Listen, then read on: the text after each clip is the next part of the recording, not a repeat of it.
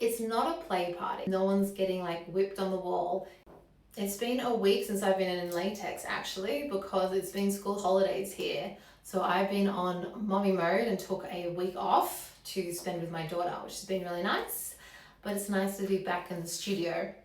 It might actually surprise people that school holidays can sometimes be quieter in the studio because people can't just pop off during their lunch break to see their local favorite Dominant. But it's nice to be back. So in today's vlog, what I wanted to talk about is something that I am asked so much, which is, how do I find a Dominant?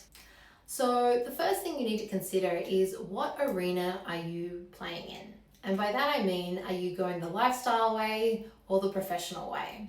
So a lifestyle dominant is someone who is a dominant or dom in their personal life.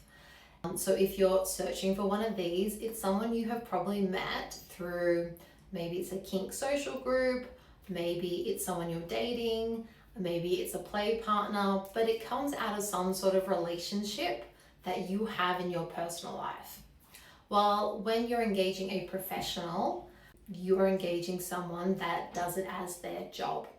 Now that doesn't mean that it's fake or anything. Believe you me, as a professional dominant myself, to really be good at this and for doing it for so long, it has to come from a really authentic place.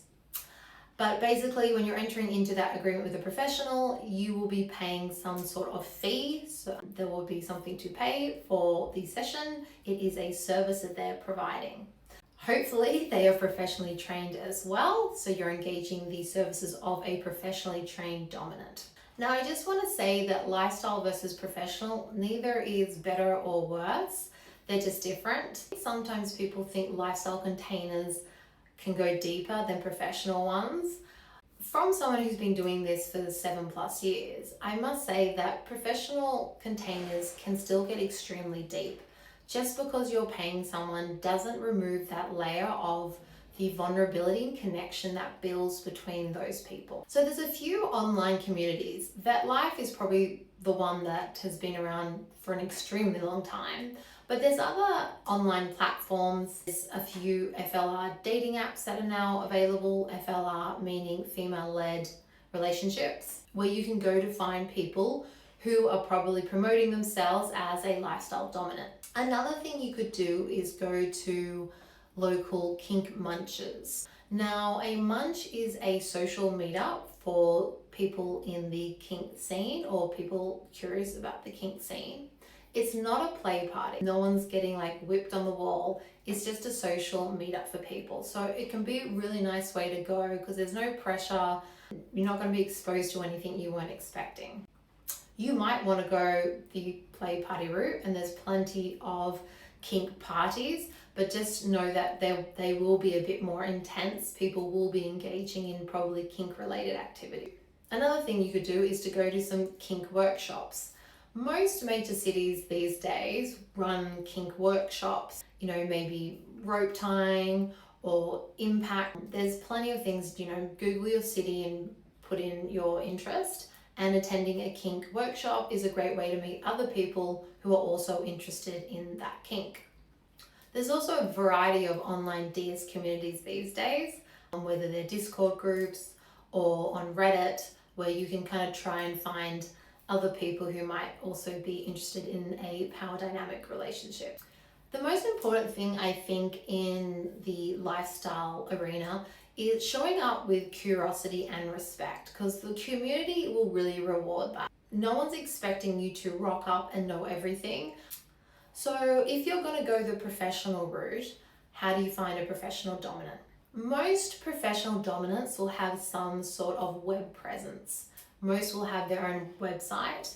Most will have a social media presence. Now, as someone who has their account currently down on Instagram, that can be a bit of a hit and miss these days. But they should have some sort of presence, whether that's YouTube, whether that's their website, whether that's their Instagram. There will be some trail of them because that's how they're going to connect with their clients and their audience. There's also kink directories, which are kind of dependent on what country you're in.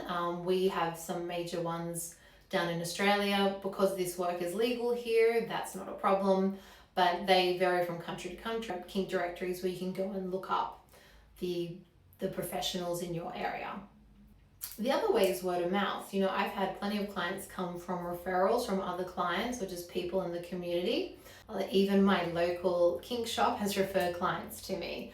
So most people have a bit of a presence or are connected. Now, if someone doesn't have a website or no social media, which considering the times they're living in might be quite common, I wouldn't just say like that's a blanket red flag, but I would ask more questions just to verify them a bit further.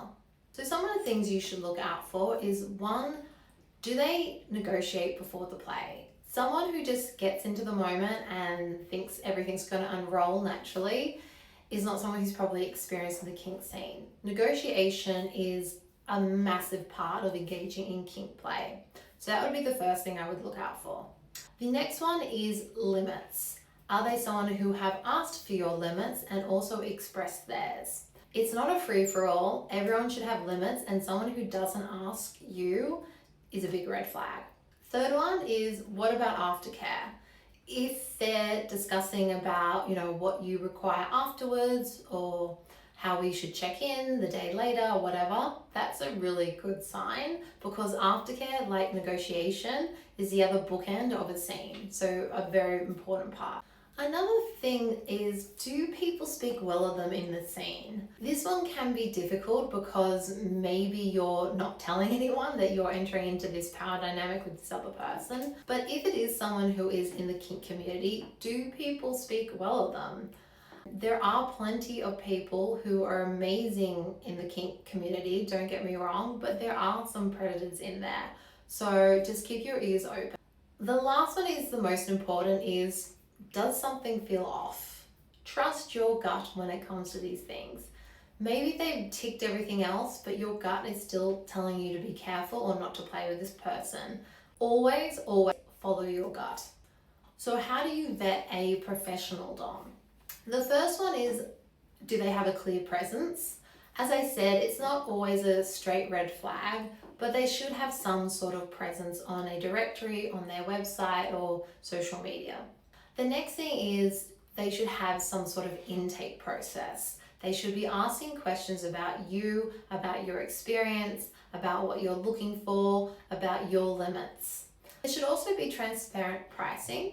Most professional dominants will require some sort of deposit, so that's not unusual. I myself will always require a deposit. Yes, there are some people who have entered into agreements with fake doms and ended up losing deposits. However, you need to do your research and, you know, look for things like reviews and referrals. Now, what are some red flags you should look out? And this is in lifestyle or in professional. The first one would be no or very little pre-scene negotiation. First red flag. The next one would be no aftercare. I think aftercare is so important. You know, we're playing in very vulnerable and heightened states. We get releases of different chemicals, adrenaline, endorphins, dopamine. And if someone just thinks that you're going to end scene, everyone goes their separate ways without any aftercare, to me is a dangerous person to play with. Another thing you should be looking at is, what are the safe words and safe signals? They should always be in place.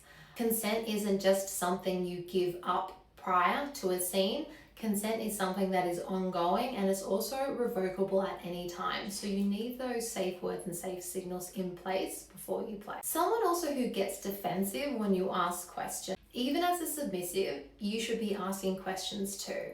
And if a dominant is getting very defensive or not wanting to answer certain questions, I would see that as a big red flag. As many questions as you need to ensure you feel safe and that you feel you can trust this person. Also, anyone that tries to shame you for having any limits or boundaries is not someone you should be playing with. We all have the rights to our own limits and boundaries, and we don't owe anyone an explanation for them. And someone who shames you or tries to push you past them is a dangerous player. The last thing I'm going to walk you through is some things that you should do before you meet the dominant, or things at least that should be done before you engage in play. Know your limits before you arrive for yourself. In the moment, I think people can get a little persuaded or excited, and that can sometimes shift their limits that they have for themselves. And to prevent you walking out regretting doing anything, have your limits already with you and know what you do and don't want to do. Come with a sense of what you're curious about. Rocking up to a scene, whether it's professional or lifestyle, without knowing at all what you want to try is very difficult for the dominant. So have an idea of what you are interested in. If you're struggling to kind of know, there's so many DS, Dom Sub checklists that you can Google. I have them myself that will give you like a whole spreadsheet of the different activities and stuff. Make sure that you guys are going to be negotiating if you haven't already. Make sure that you're coming up with some safe words or safe signals. Also, make sure you have a plan for aftercare. So those are really important things to do before you meet, or at least before you play. Of course, you'll always do a negotiation before scene on the day of play or on the time of play, but I would be having a few conversations with someone prior to going into anything. Also, tell someone you trust where you're going, at least for a first meet. When you're looking for a dominant or when you're entering into some sort of power dynamic relationship, ask lots of questions. You're allowed to take your time, and any dominant who is not willing to give you that is not worth your submission. So hopefully that gives you a bit more of an idea of how to find a dominant, whether you're going the lifestyle or professional route. Just remember, your safety is the most important thing. As always, stay kinky.